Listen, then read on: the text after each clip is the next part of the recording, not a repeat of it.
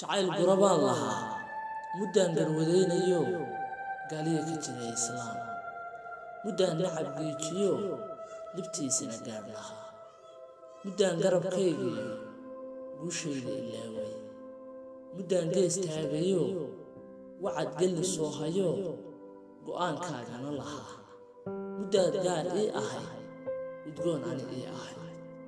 maxaa gabay caashaqay ayaa galay waxaan dhacay ilmaan garwaaqsado asaagay ka gaabsaday nimcooy lagu guursaye go'ay aniguna dhintee calaf waa sidan galee